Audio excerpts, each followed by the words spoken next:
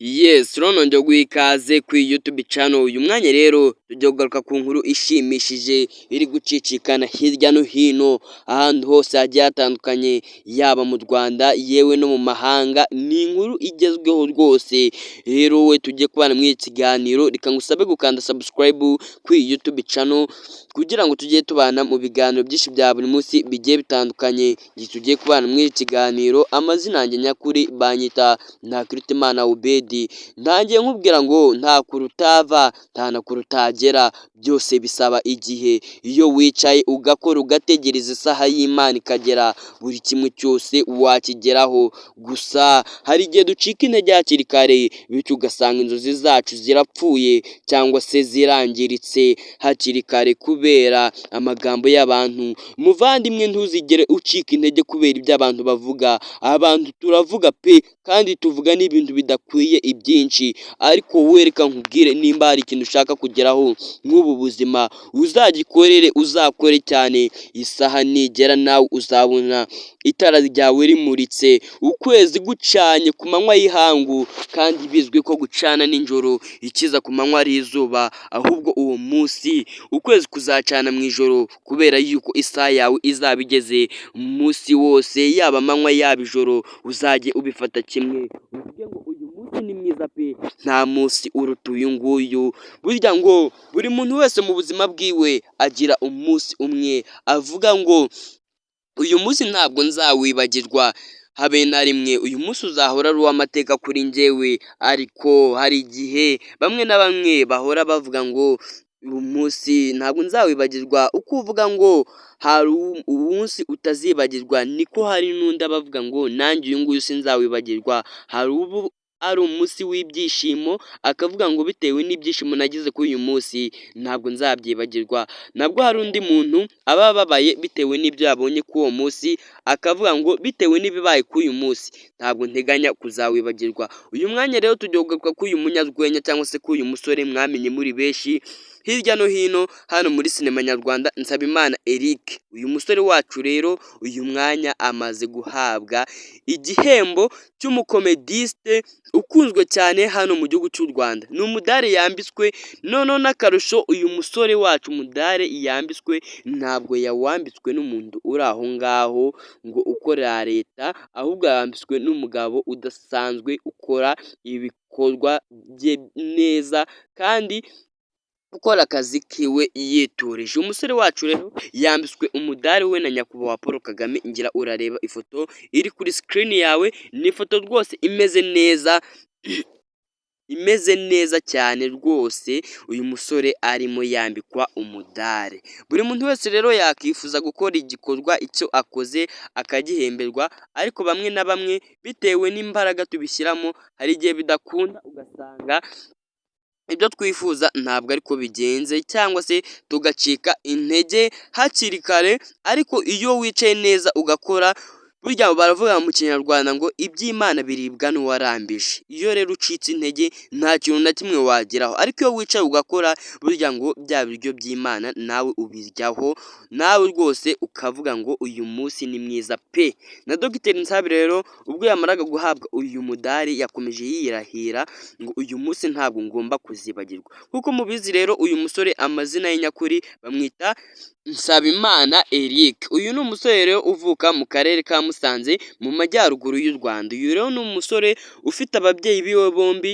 Ikindi uyu musore avuga yuko we inzozi ziwe kwari ugukina sinema, ariko avuga yuko uyu umunsi kubera Imana ndetse no gusenga yageze ku nzozi ziwe. Ngira murabireba, dore iki gihembo. Icyo gihembo nta muntu yagihabwa avuga ko ataragera ku nzozi ziwe, ahubwo nuko nawe aba yishimira aho ubwiwe ageze. Uyu musore rero hari hashize n'iminsi bigenda bicicikana, inkuru igenda icicikana, abantu benshi bagiye batandukana bagenda bavuga ngo afite umukunzi. Ese koko nibyo?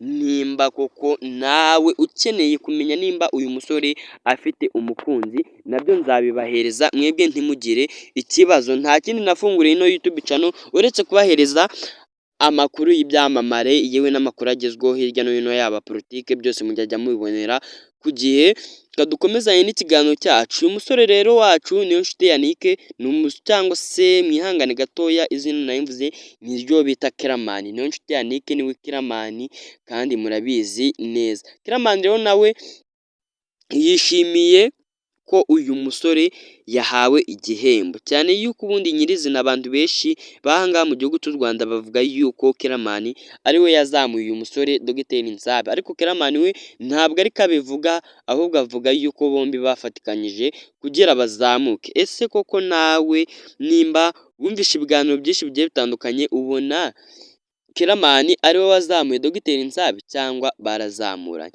Uburyo aba bombi bahuye rero ni uburyo bugoye cyane, cyangwa se ni n'uburyo buri umwe wese yakwifuza guhura n'umuntu ashaka ko bazahura, yuko guhura n'umuntu ari ituru rya mbere muvuganye mugahita muhuza, ni ibintu biba bigoye, ni ibintu bidakunze kubaho cyane hano ngaha ku isi yacu, bitewe n'ibyo tugenda tuhabonera umunsi ku wundi.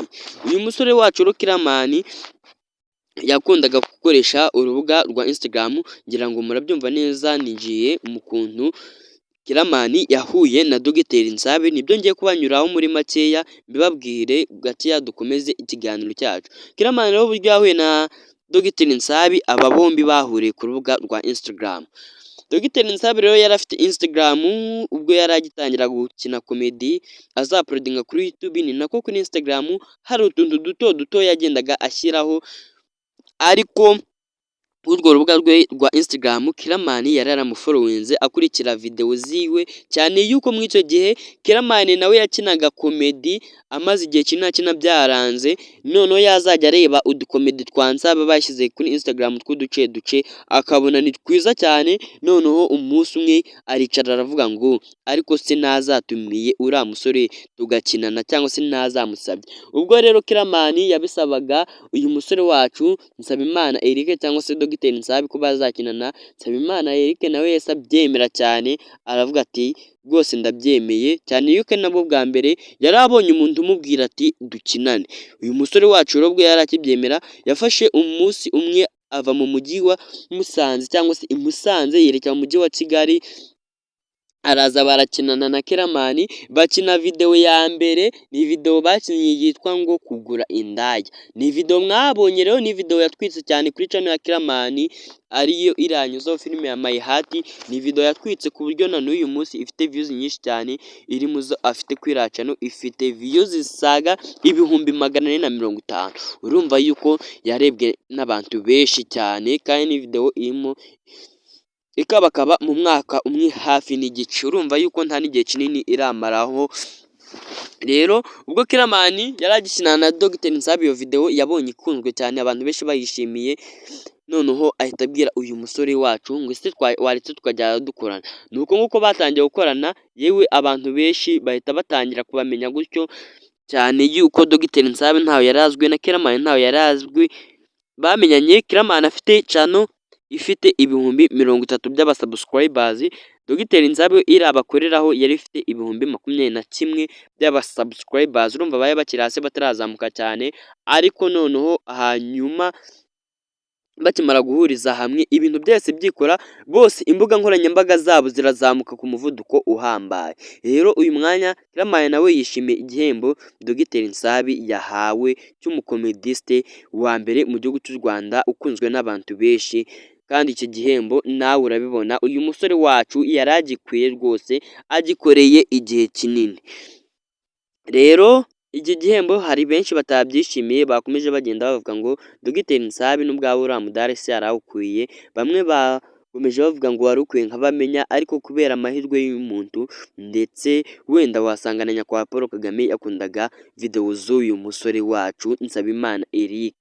Nsabimana Eric rero kuri uyu mwanya niwe wegukanye iki gihembo, niwe ugitsindiye. Benshi rero bakomeje kubyibazaho uburyo yahawe iki gihembo, ndetse ntibamenye n'ibyo bagendeho bamuha iki gihembo cy'umudari kugira awambikwe. Rero Dr NSABI ni umwe mu bakomedisite bakunzwe n'abantu batari bakeya hano mu Rwanda nk'uko nabikubwiye, baba abana, abantu bakuru, bose biyumvamo uyu musore bitewe n'ibikorwa byiwe akora umunsi ku wundi bidasanzwe, bikurura abatari bakeya kandi bikabashimisha, benshi banamufata nk'icyitegererezo, umuntu wese ari kwinjira muri sinema aba avuga ngo nanjye nzakora ku buryo nzagera ku rwego nk'urwo uyu musore Dogiteri Nsabi yagezeho. Ese koko nawe ufite inzozi zo kuzakina komedi? Icyo nakubwira, kora wirinde amagambo y'abantu, burya abantu akenshi bavuga ibintu bitateza umuntu imbere, ahubwo bavuga ibimuca intege. Ikintu uzakora ukabona nta muntu arimo akubwira ngo iki kintu kireke, uzamenye yuko icyo kintu atari cyiza, ariko cya kintu uzabona uri gukora abantu bakaza bakubwira nushaka ubireke, uzamenye yuko icyo kintu ari ikintu cy'ingenzi cyane, ahubwo uzagikore cyane ku buryo nunakigeraho bizabatungura bibaza uburyo ukigezeho, kubera ko icyo gihe benshi baba biyumvisha ko utabigeraho, ariko wowe kubera ntiwacitse intege urakoze ubigezeho, abantu benshi rero birabayobera bagakomeza kwibaza uburyo wabikoze, bikabera urujijo mu mitwe yabo. Rero ikiganiro cy'uyu munsi tugisoje aha ngaha, icyo usabwa ni ugukanda subscribe gusa kuri YouTube channel kugira ngo ujye ubasha kubona ibiganiro byacu bikiri bishyashya.